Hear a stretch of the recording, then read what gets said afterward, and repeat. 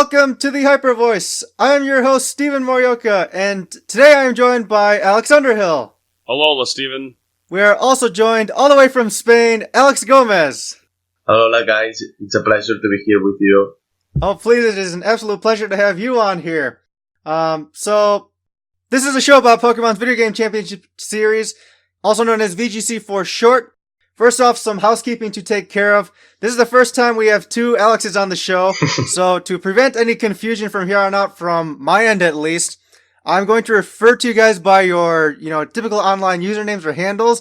So, Alex Gomez, I'm going to refer to you as Poke Alex, right. And Alex Underhill is going to be Lexicon. So, just to prevent any confusion for listeners and myself mostly, but... Makes sense. Yes, it does make sense. But today we're going to talk about a lot of different European events that have happened, events that are upcoming, and just things in general. We have an expert on the European circuit, as he participates in it mostly and very much in Poke Alex. But we've been about half a year, 6 months away from the Europe International, which was the first one we ever had in general and during this season. Poke Alex, I just kind of want to ask you about, your general opinion, kind of looking back now, how you felt about the international being so early, and, kind of just what the opinion is of it now as we stand. Yeah, so while I didn't really agree that much with the date, I think we could reflect that the strongest players were the ones who dominated that event, I think. But I think the date was definitely incorrect. I think the event should have happened during this month, I think. I think it would have been definitely more appropriate, since we would have got more established metagame.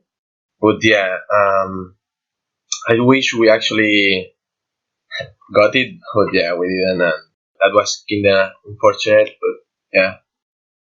That was the decision. Yeah, go ahead. Sorry.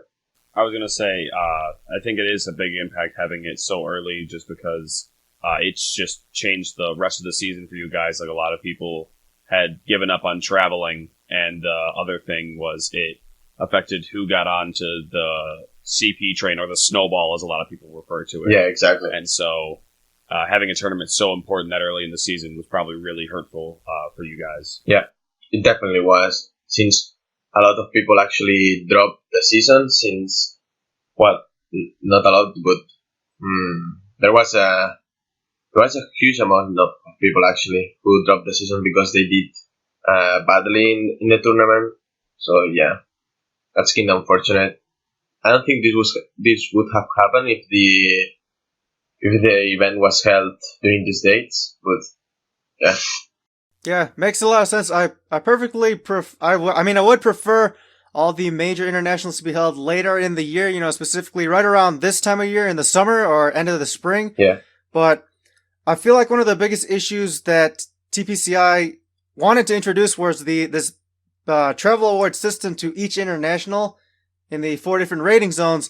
And if you think about it, you kind of need the time between events, at least 2 months or a month to, kind of get results from that event to lock up and have other events happen. Say, for example, we had the 1 month break between Australia and Latin America, Those two internationals. If all the internationals are held at the end of the year, they can't go through with that system. So I feel like that was the change they made for that. Europe really got just the worst end of the deal there. Yeah, agreed. So it is unfortunate. That's for sure. I am just really curious what next year holds for this. Whether the system will be similar, will the events be pushed back a little bit farther? Yeah, I'm not too sure. I hope they follow the system you were actually talking about. Just 1 year break. 1 year break. 1 month break for every international. I think that should be correct. And starting, in April, March, April, May, and June. Well, June, July. So, compared to past years where in Europe you had multiple nationals and now you have a single national, despite the timing being obviously not the best, Would you rather have this singular international, or do you miss having multiple nationals to attend? Well, being in Europe, I actually miss the nationals, but I really like the change implemented in this season. I really like the internationals since they are like smallish walls, I would say, and that's really cool in my opinion. Since I think every tournament had players from every side of the wall, which is really cool in my opinion. Well, every internats, I mean. Yeah, that's not something you get to see all year round, but with the introduction of internationals, it's making it so that with these major tournaments, you can experience players from all over. Yeah, exactly. Yeah, I think one of the coolest things about it is I think maybe both Europe and Australia had Japanese players show up to those things, and I don't know if that has ever happened in the past before this year. I don't think so. Yeah, so that's just a really cool thing to notice and just point out that what the internationals potentially can bring, bring in other players from everywhere else, and then hopefully we're looking forward to brighter things in the future for this system. And I like at the point you brought up about having the internationals maybe a little less spread out apart, 1 month apart, which allows us to have still that travel award and stipend system, but also keep the events closer to the end of the year where people can still build up to this big event to play in, to earn championship points in, and people don't have to, say give up halfway through the season after the event's over. Yeah, exactly. But that's great to hear. And I remember you guys always used to have a bunch of nationals spread out throughout your country. Mm-hmm. So I'm kind of surprised you like this change. I'm wondering why. How come you like the international, versus having the multiple ones to earn multiple points at if the BFL is high enough? Yeah, as I said earlier, one of the things which I like the most from internationals is that you can meet a lot of players from the other side of the wall, and I really like that. I think it's a brilliant experience.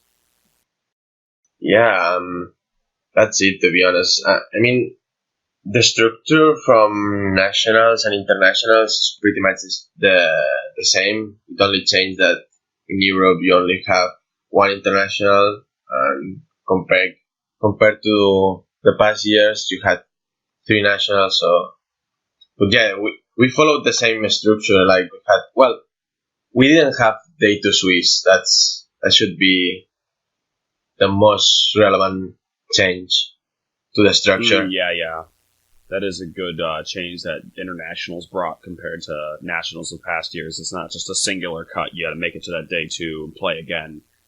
And everyone likes to play more Pokemon, especially the high level stuff where you're playing against all the players who made it through that large tournament of day one, and makes day two, like you said, the people attending the tournament feel a lot like Worlds, and the structure makes it feel like Worlds too, which I think is really cool. I completely forgot about that change. That you guys did not have Day 2 Swiss last year. Yeah. Even. Wow. Cool. Yeah, you're just a stuck-up American, Steven. I know. We're all so nice and dandy over here with our lovely events. Speaking of those events, we'll get to something, topic related to that later about us always having some sort of advantage in that regard. But speaking of timing, with the Europe International, we're going to move on to another issue of timing, and maybe the opinion's a little different here from PokeAlex's end, but we talked about this recently. This happened recently, that the CP bars were lowered in different rating zones, and Europe, for you guys specifically, was lowered from 500 to 400. And just general opinion, what did you think? Yeah, I definitely think this was a needed change, but I think it was kinda late. While some players could actually adjust to that change, there were others which couldn't. They actually tried, but yeah, it was way too late. I wish that they actually made that change after London. I think that would have been great.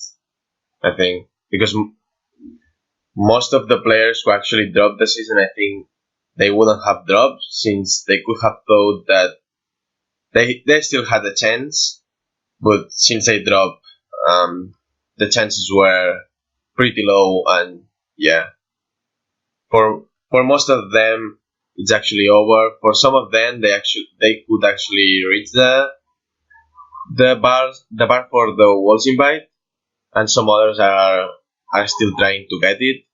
But yeah, I wish they actually changed it back in December or January. I think that would have been cool. But yeah, we didn't get it earlier. It's better now than never. So yeah.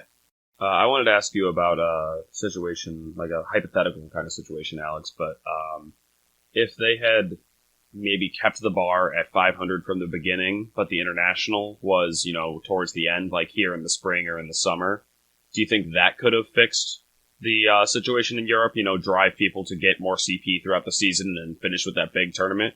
Or do you think that in general, with the lack of events in Europe, you needed that 400 bar? I think we needed that bar, yeah. You think, just because this year there aren't as many events? Yeah, exactly. All right, that makes sense, yeah. It's surprising. Because I know that compared to last year, you guys had significantly less events. Yeah, especially with the three nationals merging into the one international, bunch of events disappearing from there, and I'm imagining that your the smaller local level events also decreased a bit, is what I'm getting from this conversation here. Mm-hmm. So yeah, I guess seeing this CP bar change looks very good for those players who are still invested into the season to try and make that 400 championship point bar for Europe. And I guess for others who had hung up the towel a little early, it was still insurmountable odds given the timing of the season really, and just how everything was structured this year. Yeah. But glad to hear that you actually like the CP bar change. I mean, I don't think anyone can really argue with the bar being lowered for any of their regions. I just really would be very interesting to see if they had raised it for anywhere. Yeah. Like that would be some crazy uproar for a lot of people. Yeah. That is an interesting concept if they just decided that, those people that had already earned World's invites, I just don't think they could do it. That would be too much of an outrage of the Pokemon community. People that had earned invites, getting them taken away from them. I don't think anything like that has ever happened, but oh my tell me, gosh, Steven. Oh, I know. That's just that would be even worse. Like, yeah, we have uproar and outrage over way smaller things, and then if you had something major like that happen, yeah, I was just thinking of a hypothetical situation, but that would have been terrible, absolutely terrible. Yeah. Do you guys think this fact you actually mentioned could ever happen? No, I don't. Well, I was thinking they could have done that, but they never would have. They never would have done that. Setting those initial values and levels to qualify for, and then all of a sudden raising them at the end of the season, saying, "Oh, by the way, you got those people who are qualified. You actually aren't yet if you haven't reached this level." That would not go over well in any area in any age division. Yeah. Yeah, really. Funny to think about, though. But yeah, I don't know. Is there any other thoughts that you have about the CP bar changing, Alex? Or not really. That was mostly it. Yeah. All right. Well, then I guess we can talk about the major event that happened over the weekend. We didn't have any regionals anywhere that I know of, at least, but we did have a special event, which is kind of like a regional. It's one step below it, but still above that of a mid-season showdown. Yeah. It rewards 130 CP for first. Right. Fits into that BFL, too. And it fits in the regional BFL, right? Yeah. So, yeah. In Milan, there was a special event, and they actually got 103 Masters, so a very strong turnout for an event that's, worth less than a regional, but still got, a regional size attendance. And so I think that's really cool. Yeah. And you attended but did not play. You chose to commentate. How was the event? It was a really cool event. There were a lot of strong players. There were some which couldn't actually make it to the top cut. There were some which bubbled due to their resistance. But it was definitely a really interesting tournament. We actually saw a lot of different teams. There were some teams which actually were the same and were featured in Top Cut. There were some which actually were featured in the top 16, which were actually the same. So it was definitely a really interesting tournament. And yeah, I actually really enjoyed commentating for my first time ever. And yeah, Well, maybe go into a little bit more about commentary.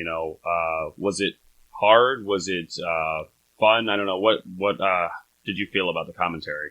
it was difficult and fun at the same time. It was difficult mainly because English is not my native language, but other than that, it was a lot of fun and I really enjoyed it. And I would love to do it again in the future.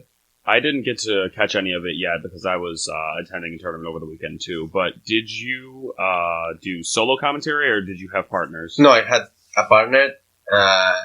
He's Joshua Schmidt.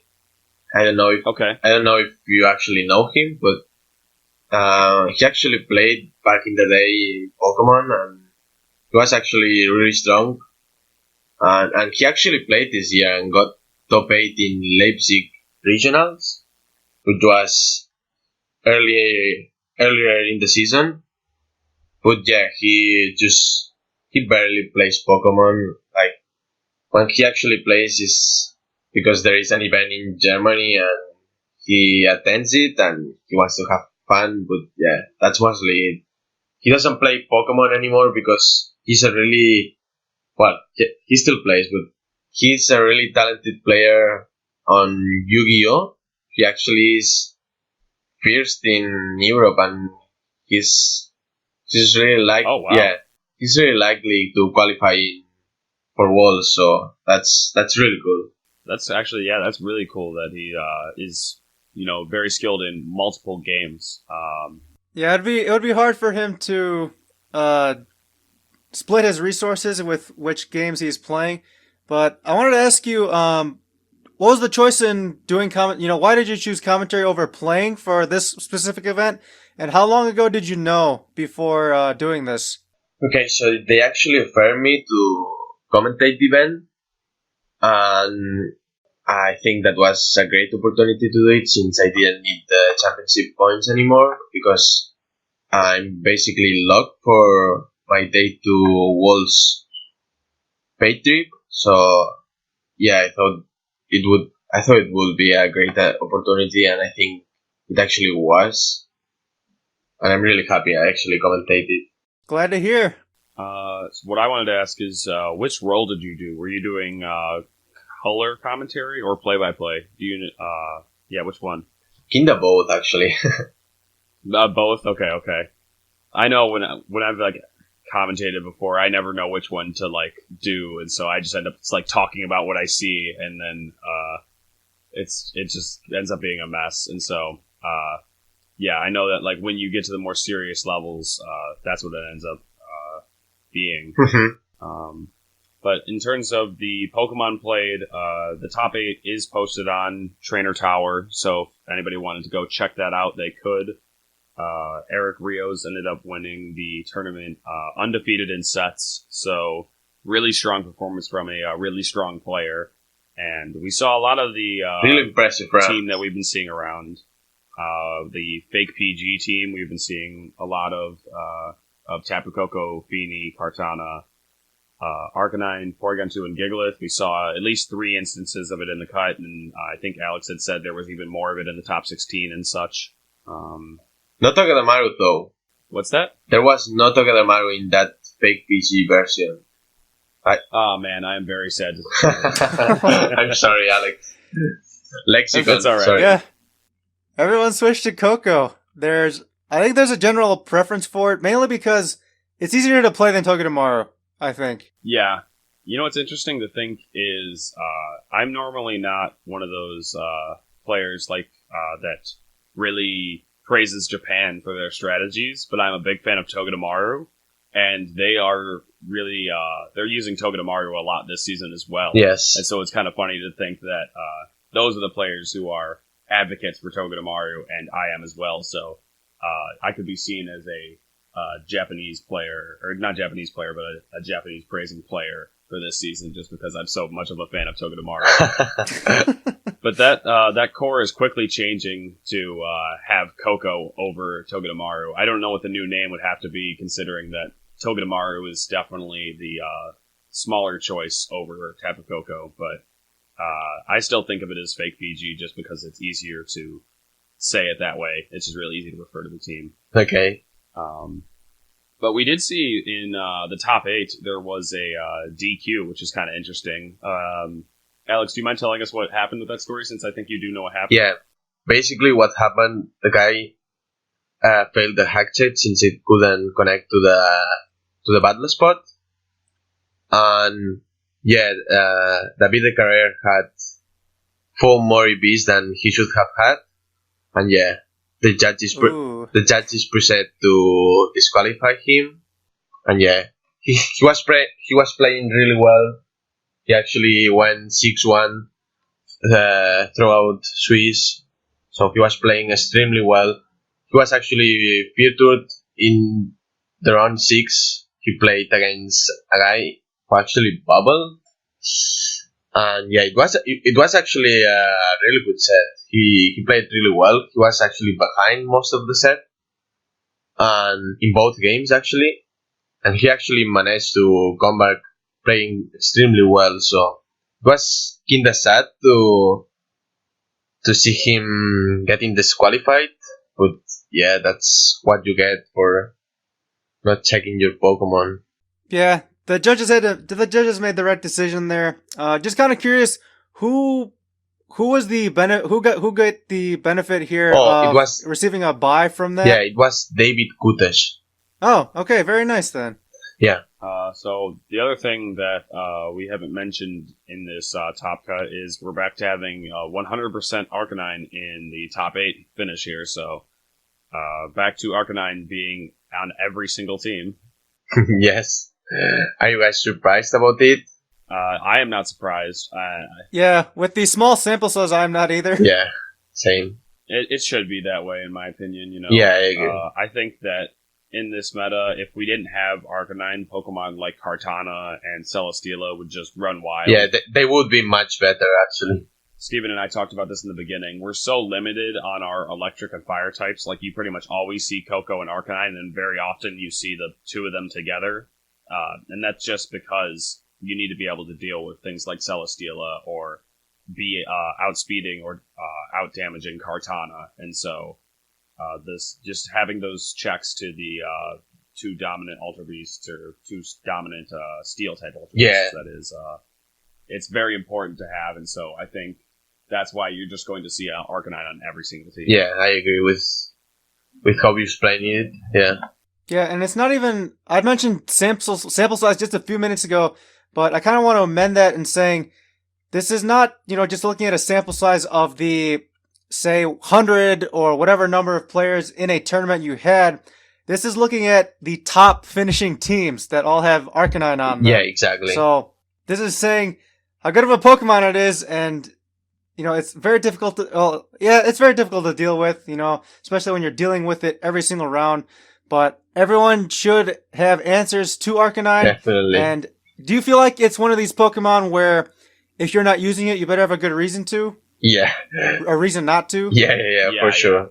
I was talking with some friends at the tournament and that I had gone to over the weekend, and yeah, we were saying how Arcanine should be on basically every team, but there are several ways that you can get around it, like Pokemon like Salamence. Salamence learns fire moves like Flamethrower and completely walls Kartana because it's gonna run a grass move which can't really hit it, a fighting move that can't really hit it, and occasionally a steel move. But with Salamence's Intimidate, it can normally hang around long enough to take out the Kartana. So there are Pokemon like Salamence that can deal with it, Talonflame, stuff like that. Yeah, now that you are actually talking about it, Eric Rios ran a really interesting Tapu Koko and Kartana set.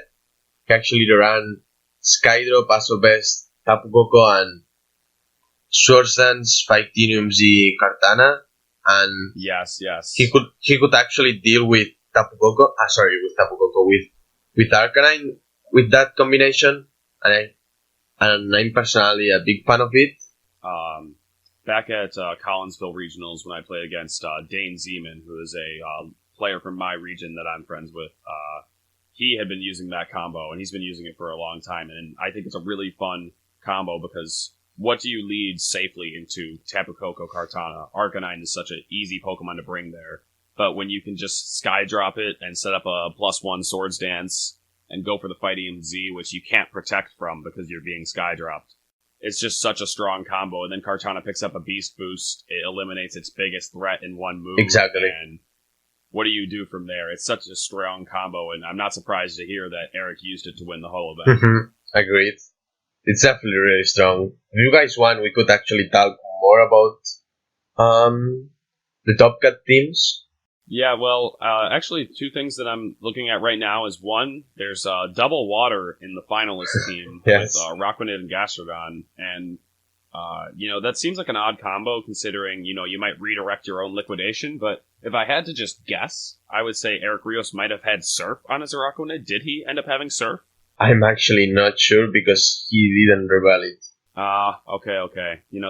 That's just what I'm guessing, but, and then in the finals, he played against Ninetales Gigalith, which I'm sorry to trash Tommaso, but I do not like that combo at all. I do not. I don't know about you guys, but yeah, running Ninetales and Gigalith Well, same team, I don't even know. I can actually say you that he didn't use it. Like, he actually used Ninetales Tapulele Ninetales Tapulele, Garchomp, Arcanine, and Celesteela, so just 5 Pokemon in the Top Cut. Okay. He didn't actually bring Gigalith in the Top Cut, so yeah. So it seems like while the weathers are contrasting there, it seems like he didn't have that much for Trick Room, so maybe that's why Gigalith is there, and Ninetales. He also doesn't seem like he have much for Garchomp either, other than Lele. So that might be why Ninetales is there. Yeah, that's actually what I pointed out during my commentary. I thought that it could be an answer against Trick Room, but yeah, I don't know. If you want an answer against Trick Room, wouldn't Snorlax or Mazdale or any other Pokemon be better in that slot rather than Gigalith? Since Gigalith and Ninetales, it's kinda awkward to have in the same team. It makes me think back to famous team from last format with like 2 megas. You're not going to bring them together, and so since these weathers kind of contradict each other, obviously the player is smart enough not to bring both of them at the same time because of how they contradict each other. So, just having those 2 different modes on your team might be the way that he was going with this. Having one weather that helps set up against Trick Room, or Ninetales, able to set up that fast Aurora Veil for games outside of an opposing Trick Room. So, maybe just a bit more versatility in there. Yeah, I wish I actually had an interview with him and he could explain me more about his team and why he did actually opt to have Gigalith instead another Pokemon. But sadly, I couldn't. I barely actually talked with Tommaso. Yeah, but you had mentioned PokeAlex. Any other interesting tidbits from some of the other top teams? Yeah, there was David Escarer's team was actually really interesting. He had Derwin, Spore, Follow Me, White Guard, Smeargle. So his team was mainly focused on setting his Pokemon. He had Swords Dance, Garchomp, and Belly Drum protect Snorlax, and he also had Specs Tapulele and the standard 50% Berry, Arcanine, and Celesteela. Okay. Yeah, it seems like it was a very dangerous kind of tailwind sweep team. It almost plays like a Drifloon Lele one, but If you look at the team, you can think that he has no speed control, but he actually has it. He did actually have Baldos in his Arcanine as well. Okay. Which is surprising because it's not Assault Vest, but you can definitely run it on a 50% Arcanine. Having the Smeargle there to support Lele and help keep it around a lot longer, I think is a really dangerous combo, as well as Lele able to reset Tapu Fini and Tapu Koko's terrain. Those two prevent Smeargle from setting up a Spore.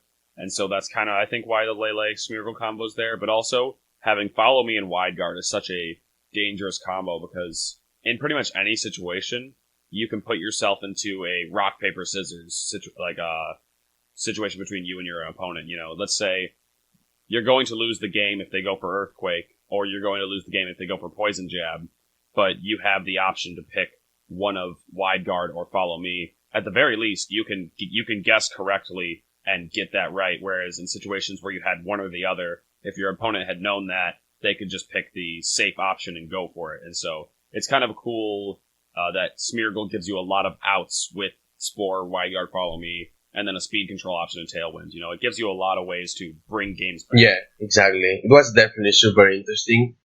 As I said earlier, it's kinda sad that he actually got disqualified, but I guess it's good for him to actually revise his team in the future.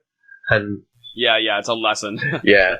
To be a little bit more careful, make sure to because that's, I think, a common thing that anyone should do before a tournament, and I recommend it to anyone listening. You know, when, however you get your Pokemon, you know, once you finish breeding it in game, or if you had somebody get a team for you, you know, just run it on BattleSpot, because if the team isn't something that you created yourself, you want to make sure that the team is going to work at the tournament. And BattleSpot checks, especially for smaller events, is the very least you can do. Like, if you're going to a Premier Challenge or a Mid-Season Showdown, and it goes on BattleSpot, that's about all they're going to do at the event there. So, you know, as long as you know what's legal in the format and what goes on to BattleSpot, you should be fine. So, if he failed a BattleSpot check, I think it was honestly just a little bit of carelessness, and maybe it was a bit of last-minute prep and he just didn't have the time to do it, but always just run a team through BattleSpot. Make sure that you don't run into these kind of issues. Yeah, exactly.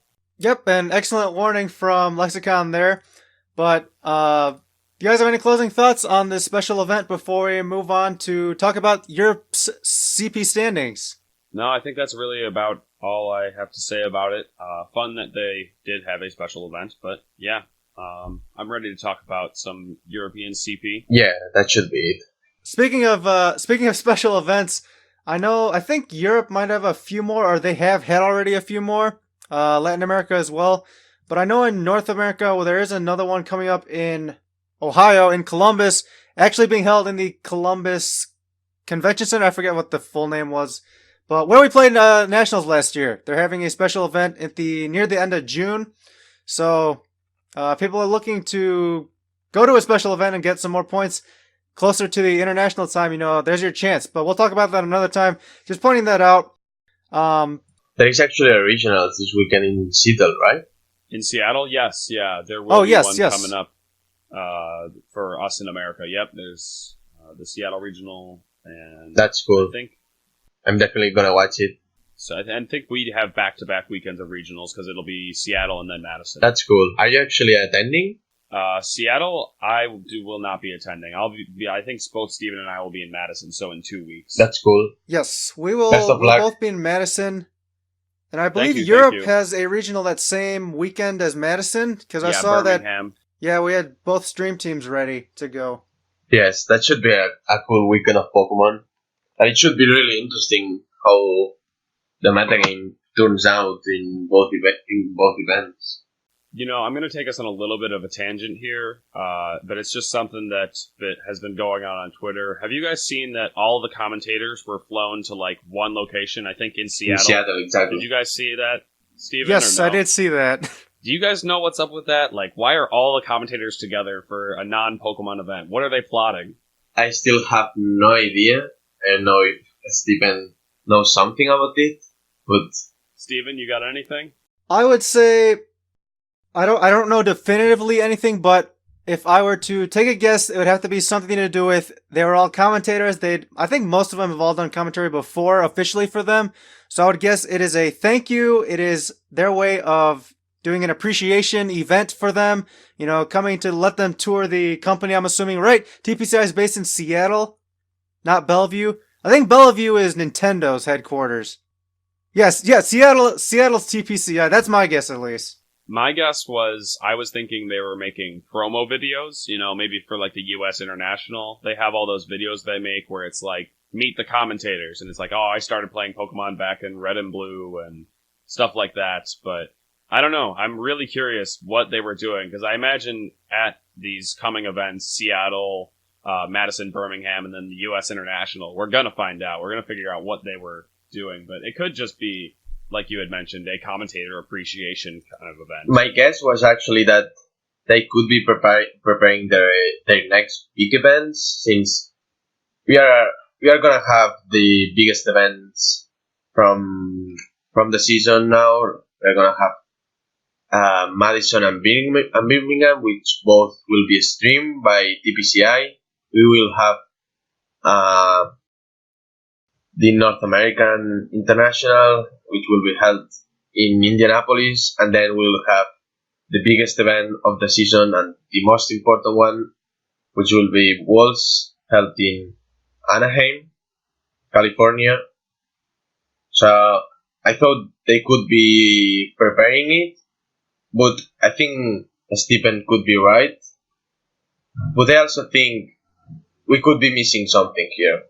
I think Pokealex, you may be onto something here, because we've always been wanting to see growth in VGC, growth in the game, seeing more opportunities for people to play and, have all these bigger events and get the game's name out there a little bit more.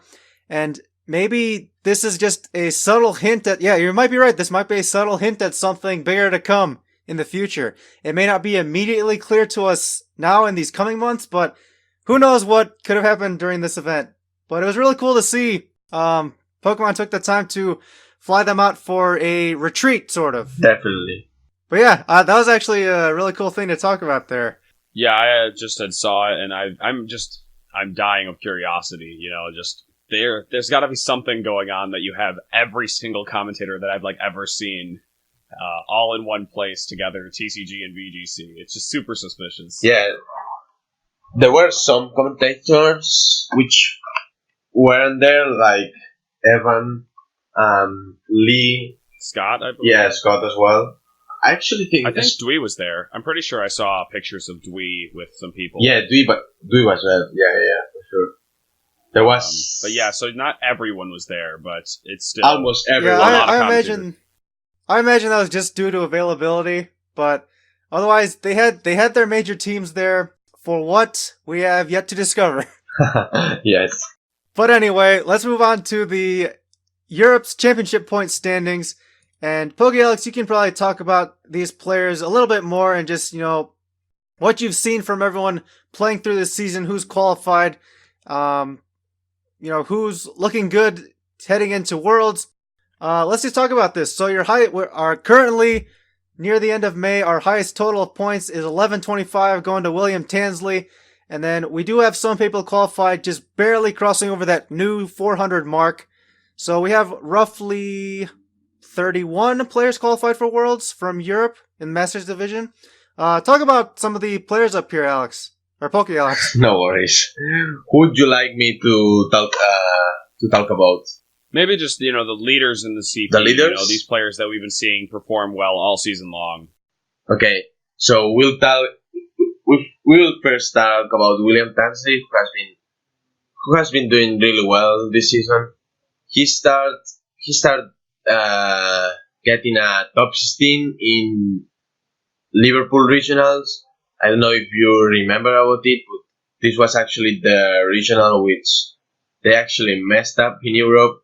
We had less than 100 players actually, and they actually ran a top 52 Top Cut, and well, it's Kingdom Fortune. Oh yes, yeah, it's Kingdom Fortune. I remember this.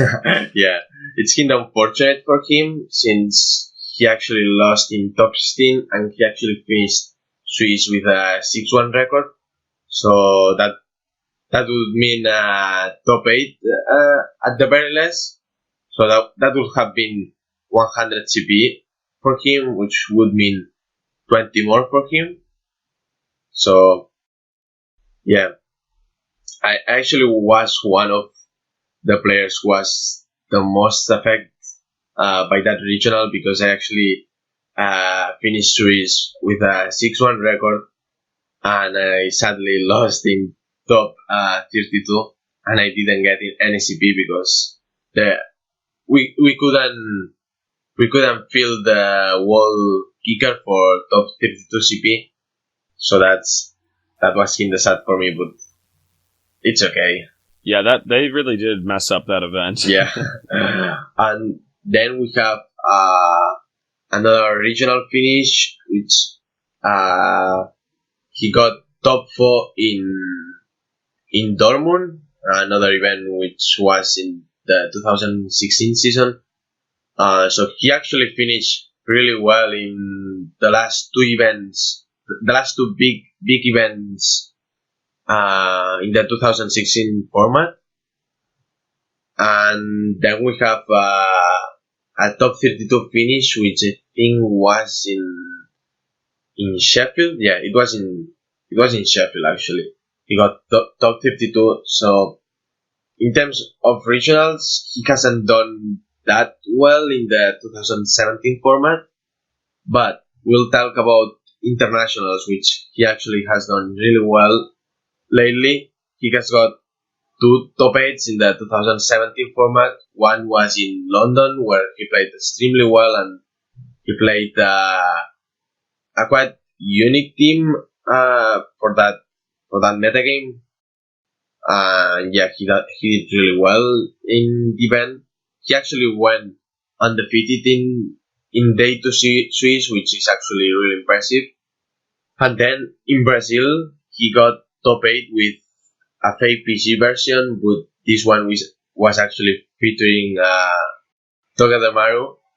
And yeah, he actually got a top 16 in Australia, Melbourne, which he actually finished 60 day 1 Swiss, but he was actually lucky enough to manage to make it in the top 32, since it was actually a top 52 top cut for day 2 Swiss.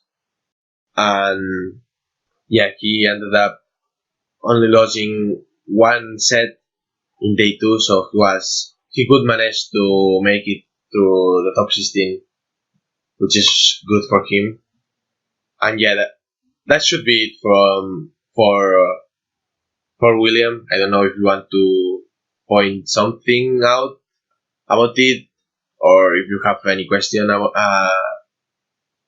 him. No, I think we just want like a quick rundown of like what's like the highlights of all these players' seasons. Like we saw, like I've seen Ben, perform well at all the internationals.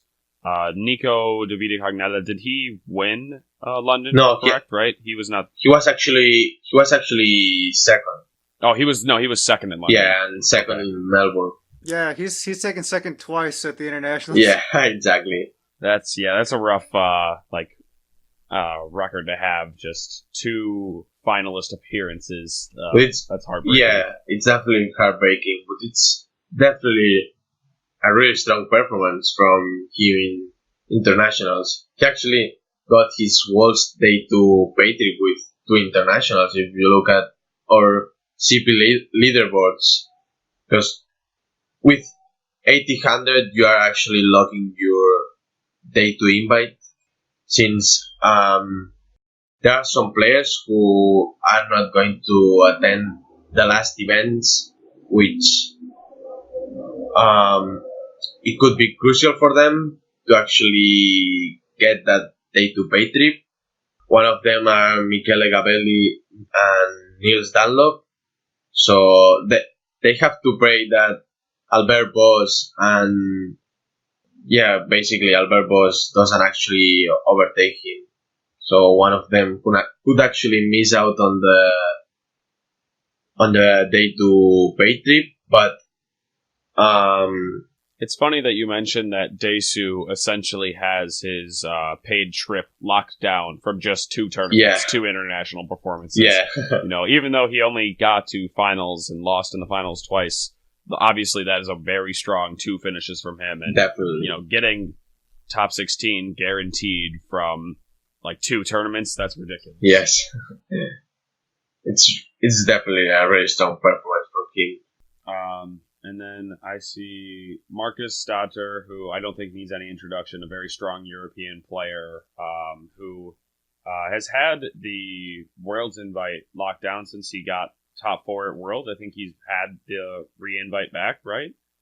But Yes. but he'll be paid to go there now with such a strong finish throughout this whole season. Exactly. And then Not only that, he'll get to go straight to day 2. Won't have to play in day 1 like he did last year. yeah. Oh man, you might see some repeat performances. And then Proman, who lost to Ashton in the finals of Brazil. 7th place. I haven't really heard of him, but we'll talk Yeah, about who's it. this guy? With 886 CP, had I'm guessing a pretty alright season to get that much, but I don't really know where he did it. So, you want to tell us a little bit about him? I could do it, yeah.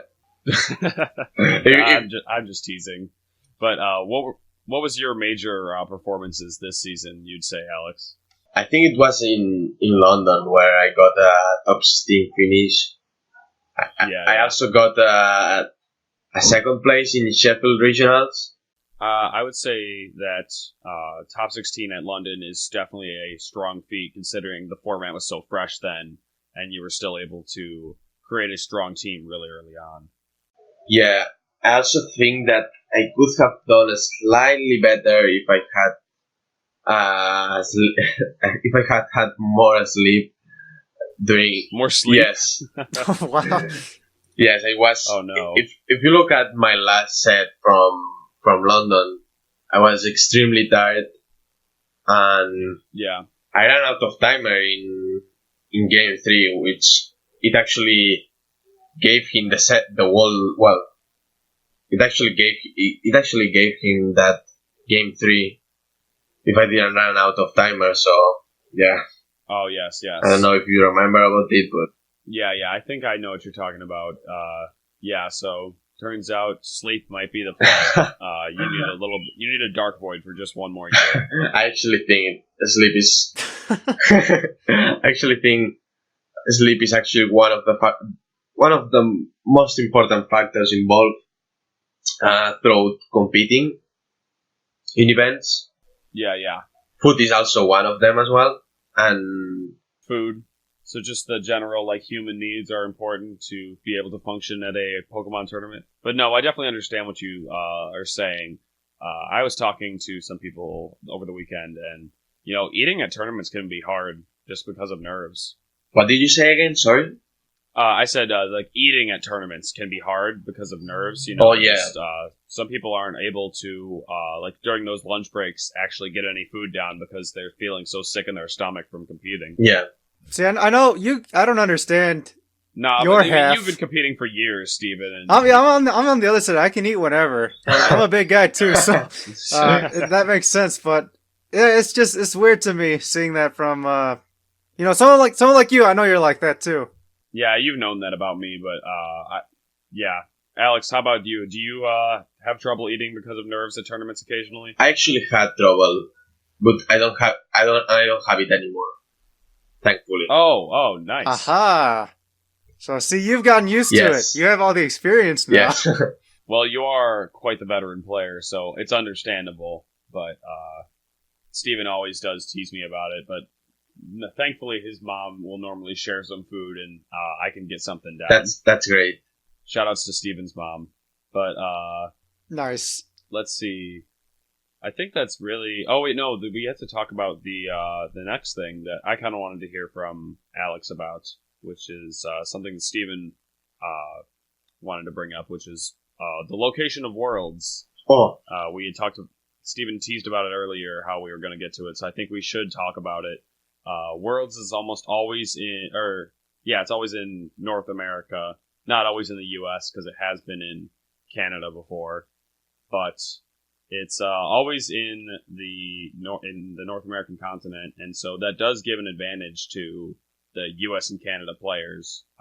And so, Alex, what are your thoughts on this? While I would love to have Worlds in another country, I definitely like Worlds being held in North America, since, well, I'm personally a big fan of America. I really like it, and yeah, I have had a great time when I have been in the United States, and I also had a great time in Canada. I actually think it was the greatest time I have ever had in Worlds. So that's cool. I would love to be back in Vancouver. It was a really cool Worlds for me, at least. I don't know if it was cool for you guys, if you did actually enjoy Well, it. Steven was there. What did you think of Vancouver World, Steven? I really liked it. I liked the location. I liked, we were right along, I don't remember what the bay was between the area there, but it was a very nice location. I liked the venue too. That was a good time. Yeah, I agree with you. Like, Vancouver was really good. Yeah, I wouldn't mind to change the location for Worlds. I wouldn't like to have it in Europe, since personally for me it's easier to actually access an Europe city, while it's not that easier for me to actually have access to a city located in the United States or Canada. I guess that's kind of fun for you. Every year that you qualify for Worlds, you get to travel to another country, to a location that you really haven't been to before. Whereas players like Steven and I, when we make it to Worlds, we are just traveling around the U.S., our home country, and there are places that we could realistically go to on our own if we had the interest. But and while you could too, it gives you more of an excuse to visit another country, which is kind of fun. Yeah, definitely.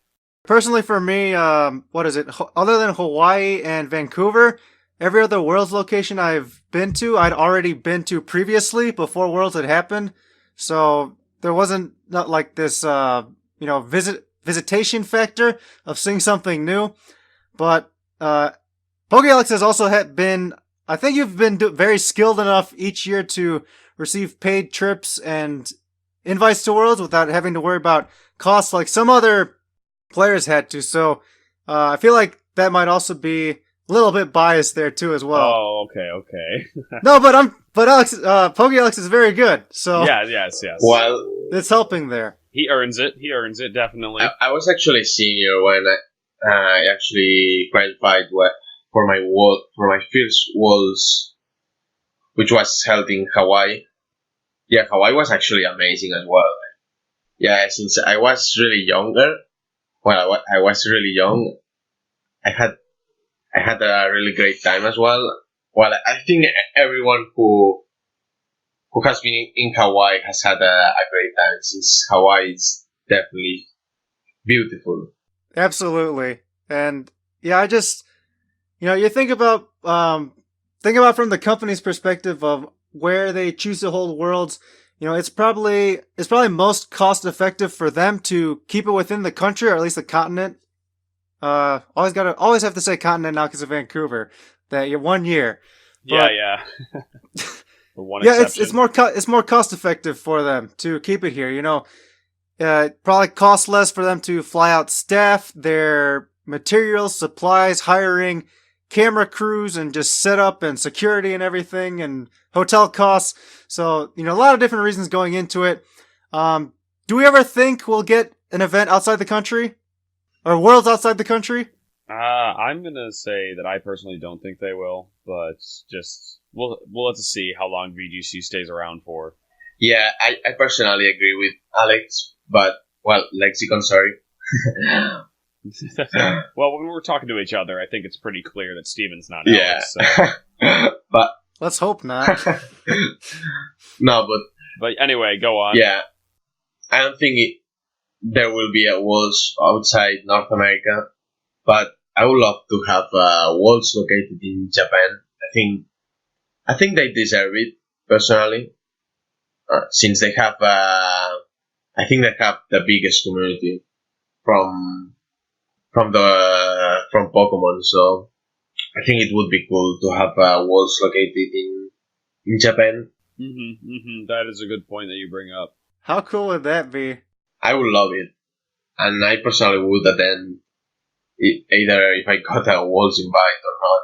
That's cool. I think it would be great even as a spectator to go there. Yeah.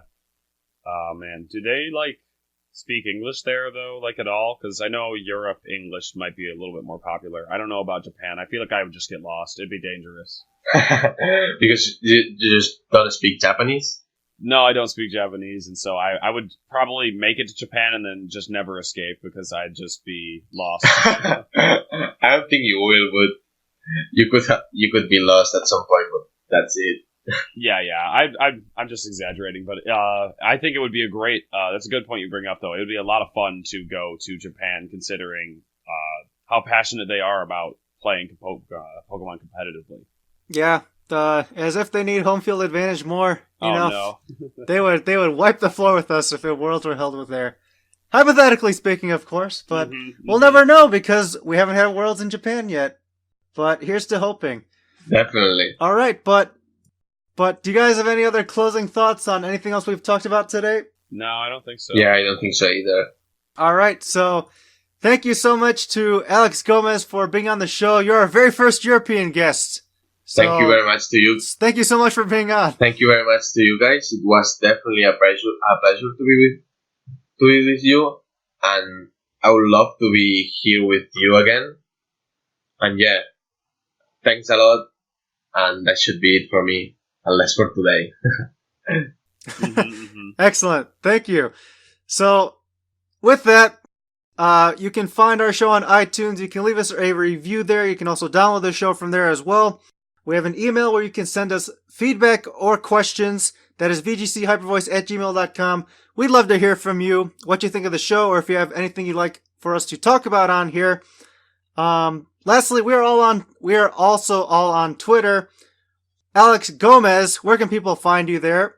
Oh, they could find me as Pogalex, basically. So, yeah, that should be it. Okay. And for Alex Underhair, people can find you at Lexicon VGC, and Steven, we can all follow you at. I am at Super Morioka. Thank you so much for listening to the show. We hope you've enjoyed it, and stay tuned for more.